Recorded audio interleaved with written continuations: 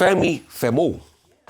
Go straight at it. Thank you. Good morning, Rufai. Representing the Filipote House. That's me. Good morning, Rufai. Good morning. Thank you. Elegant. Thank you. You know you're a princess, Bimbai. so you look regal. That is so sweet. How fitting. How fitting. Congratulations, Bimbai, on your wonderful award. Thank you so much. Many more to come. You're an inspiration to all of us.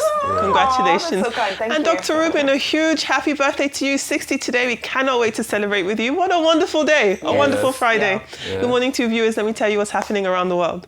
Now, let's begin here on the African continent. Now, the Rapid Support Forces of Sudan have publicly agreed to a US-led proposal brokered and backed by Saudi Arabia, the United Arab Emirates and Egypt for a humanitarian ceasefire. Now, the move does mark a potential reset in this conflict as the RSF has signaled readiness to start talks on full cessation of hostilities and a political process. But the regular army of Sudan have not yet committed to this action, citing strict conditions, including RSF withdrawal from civilian areas. Let's not forget the heinous executions of black communities in Al Fasher and across Darfur by the RSF, who is believed to be sponsored by the United Arab Emirates, a claim that the Arab nation has denied. Well, moving on, and ahead of the 30th edition of the Conference of Partners, or COP30, the UN Climate Summit is underway in Brazil, in the city of Belém, with Antonio Guterres, who is, of course, UN Secretary General, saying that missing this 1.5-degree global warming target is a moral failure and it's deadly negligence. Now, he's the host of the conference, in addition, of course, to the Brazilian President Lula da Silva. He urged leaders to draw roadmaps for fossil fuel phase-out and to tackle deforestation, saying that the era of fine speeches and good intentions is over. Now, some big names, big economies, big polluters are missing. That is, of course, China, India, and the United States. Nigeria, however, is, of course, in attendance. Vice President Kashim Shettima is in attendance, is scheduled to speak at the General Plenary and participate in roundtable discussions on energy transition, carbon markets, and of course the review of the Paris Agreement, which does signal Nigeria's active engagement in the climate crisis.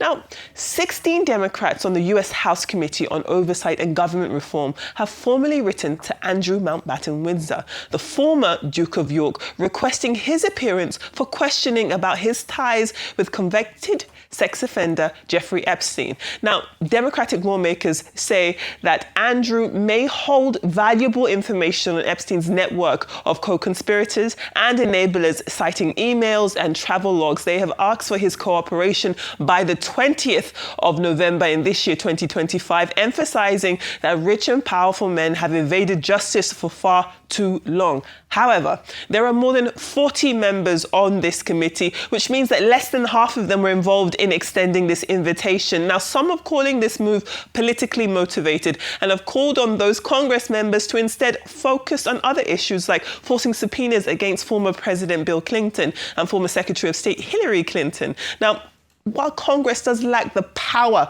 to actually compel foreign nationals over to the country, the invitation does signal mounting pressure on Andrew to come forward. Now, I will come over to my colleagues for their wonderful submissions to the World Brief. But before that, let's take a look at newspapers in Nigeria and beyond. As ever, we begin with the front page of This Day. And This Day does, of course, lead with the federal government set to unveil this next phase of economic reforms aimed at achieving this $1 trillion economy by 2030. Now, the finance minister, Minister Wale Edun, said that the reforms will focus on removing investment barriers, of course, looking at reviewing tariffs and improving fiscal transparency in order to drive productivity and attract new capital.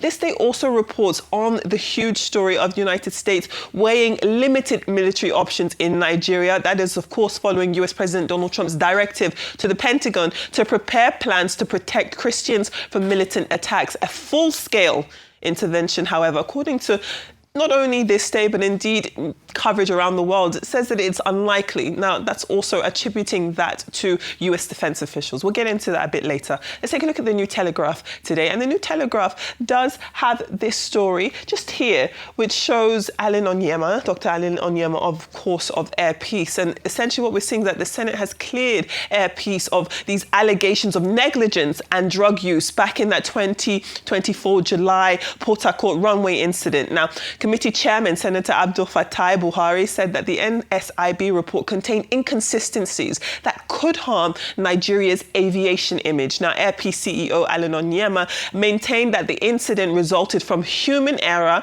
and that the aircraft was later flown safely here to Lagos. Let's move on to The Punch today. The Punch does report that ahead of Anambra elections, we've got these pictures here across the bottom there, ahead of Anambra elections tomorrow, the Independent National Electoral Commission has begun distributing sensitive materials, while some 55,000 police officers have been deployed across the state to ensure a peaceful and credible and safe poll.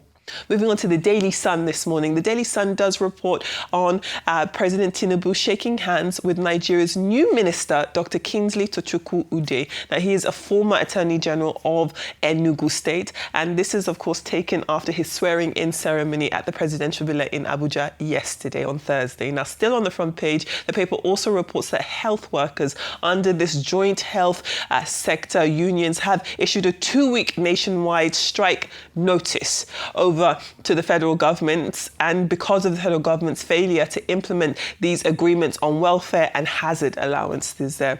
And to The Guardian this morning, it is quite a fitting tribute today. It is looking at Nigerian press at 166 years. Now, the headline goes on to read that old battles linger amid new threats, the fight for survival and truth. Now, the paper reflects on the media's enduring struggle through colonialism and military rule, noting that today's challenges include political interference, insecurity, and digital disruptions as journalists continue to defend press freedom and credibility in a fast-changing media landscape. Let's take a look at the Daily Mail today of the United Kingdom, and it is quite a controversial story that we are seeing on the front page. Now, the Daily Mail does report that the BBC News reader who's been accused of breaking impartiality rules after she pulled a face when her teleprompter script told her to use the term pregnant people instead of women. Now, the incident has sparked backlash, with critics calling it unprofessional, while others say it's a reflection of growing frustration over inclusive language and double standards in BBC's editorial policy. Now, staying with UK papers, the Daily Mirror does weigh in on what we've already discussed on the World Brief, which is, of course, this issue and this controversy, this pressure mounting on the former Duke of York, not a prince, Andrew Mountbatten Windsor. Goodness gracious. Former prince, the man formerly known as Prince, right? It's exactly that. Clearly, US Congress have issued a request to interview him under oath. This is a political summons. It's not a legal summons. These aren't prosecutors issuing a legal notice for him to come. So he doesn't actually have to go, and it's unlikely that he will go. But this is just another example of the world and pressure mounting on Andrew. Alrighty, I do think we have one more paper coming out of the United States. Let's take a look at the New York Times today. The New York Times has weighed in on this discussion. Now, President Donald Trump of the United States, of course, has ordered the Pentagon to prepare for possible military intervention in Nigeria in order to protect Christians from attacks by Islamic militants. However, US military officials in this write-up, and indeed other media reports, are saying that it is unlikely that this will end the insurgency that has claimed thousands of lives across religious lines. Now, officials also told the New York Times that large-scale intervention would require an Iraq or Afghanistan style of campaign, which no one is seriously considering. Instead, however, the United States may consider limited options such as airstrikes, drone operations, or joint raids with the Nigerian forces, still, of course, very dangerous and potentially deadly to civilians. Now, this is, of course, following plans reportedly drafted by the United States Africa Command. So those are your brief stories and your newspaper from Nigeria and beyond. Love to hear your thoughts. Okay, real quickly. Yesterday, after a very long day, the last thing I read before I went to bed was an excerpt of the book written by Virginia Dufresne, where she stated how Randy Andy had sex with her. She was 17 and a half, going into 18 then. He was so quick, he wanted to have sex with an 18-year-old. And how that episode destroyed her life. Like she stated in the book, he'll have sex with her 2 more times. Just imagine a 42-year-old British prince having sex with an 18-year-old. Yes, so we see that on the Mirror, I believe it is, of our And that's the level of destruction Randy Andy has done. I don't think the summons will sail through because he will come out and lie. Because apart from being Randy Andy, he's also a bloody liar. Just like he lied when he was asked questions about the picture he took with Virginia Dufresne. So Virginia in that book also talked about, posthumously released, also talks about the fact that she had to get a Kodak camera to quickly take that picture. Yes. Because there was no way she was going to tell her mom that she met a British prince and he will believe her. Prove it, yeah. And that's the kind of atrocity Jeffrey Epstein committed. And to only to think that Trump's name is on any of this Epstein list and we've not gotten to the root of the matter. See, no matter how Trump tries in this world as president to stop this, he will leave that position one day. The truth will come out. That girl's blood will fight. That girl, Virginia Dufresne's blood that you've destroyed, will fight. And for other girls, will fight. The ceasefire agreement with RSF, Proposal, yes. I hope it holds. Yeah. But this was after RSF had committed a lot of killings in El Fasher. And they tried a propaganda stunt by showing an arrest video of one person. Was it that one person that killed all the people in El Fasher? Yes, the RSF fighter who you saw in all of those execution videos. It felt like a staged punishment. It was a stage one to be able to show that they're on the path. But I don't believe the RSF because they've shown that they cannot be believed and they cannot be trusted over and over again. Like 3 stories I want to touch on very quickly. The first is on the back of COP30, where climate change would be top of the agenda. I want to use the opportunity to celebrate our own, Nigeria's own Lagos Fashion Week, founded by Omoyemi Akerele, that won one of the 5 coveted Earthshot prizes, and that is to celebrate people around the world who are making efforts to better our climate. And it's founded by Prince William and David Attenborough. And just to mention that even on the global space, Nigerians are big players. And she won this award gloriously in Rio de Janeiro, where COP30 is also taking place. Our Vice President, like you mentioned, Kashim Shettima, will be there speaking up as well. And again, you know, every year they go there to talk about how they can reduce carbon footprints, climate financing, climate change. Let's see what the outcome would be. But I just wanted to put in there that even in Nigeria, through fashion, sustainable fashion, you know, Omoyemi Akerele has put her mark on the world. It comes with a big prize. I won't say the amount so that her family members won't ask her for a share of the amount of money. But moving on to that, to Andrew, I thought, my goodness, Adefemi, that was vicious. Yeah. Prince Andrew to now Andrew, I almost didn't recognize who he was. Exactly. You know, in terms of his name, Mountbatten. Randy Andy. Call him what he truly is. Andrew. Randy Andy. And for me, what this just points out is the justice. In situations where the justice system works and the length of time does not erode justice being served.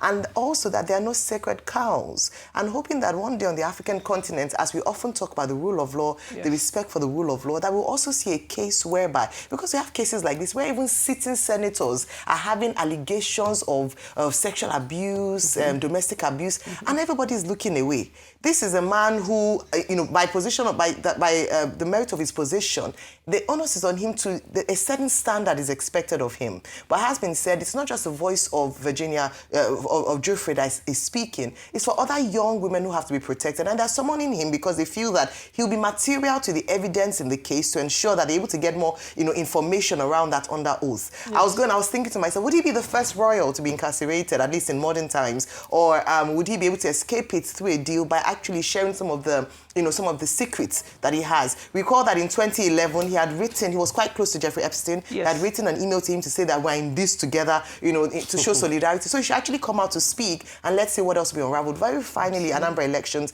YAG Africa has a very great document around it. Released this before any election. Yes. Trends, you know, possibilities. And I think because the INEC chairman has said that we should test him based on Anambra elections, we'll be looking at the credibility of INEC in executing a free, fair and balanced election. All right, I'll be very short and sharp. Sudan, for me, is sort of, you know, has been a big conversation for so many years now. And unfortunately, the only thing that comes to mind is proxy war, proxy war. And now you have RSF backed by Saudi Arabia, UAE. They're the same people who've now come in to say that, oh, stop fighting. But the same people who are pumping them with money and weaponry to keep the fight going. And I just highlight this to say that my concerns around, foreign intervention, international partnership, whatever you want to call it, is questionable, because in most parts of the world, when you look at this intervention, if I may call it, and its success, the success is very limited. It usually causes more chaos. It usually leads to proxy wars, because you then have other geopolitical interests coming in, represented in that sector, in that state, excuse me. There's a foundation of resources and wanting to pillage the resources of that nation at the core of it. They take advantage of ethnic divides. They take advantage of religious divides. It's a copy and paste type of scene that we've seen being repeated from Yugoslavia to Libya to Sudan. It's a strategy that fails. It's a strategy that fails. So, I do hope that in looking at conflicts around the world, even if you look at the Sahel, the nations around the Sahel have had to kick out the French forces because they realize that the French forces contribute to the chaos that happens there. So, I think it's important for us to remember that proxy wars are a real thing, and proxy wars get triggered by some of the incidents that seem like the smallest details, and they cause chaos and havoc that lasts for several generations. Then the last story on my mind, goodness me, it has slipped my mind. Okay, COP30. Yes.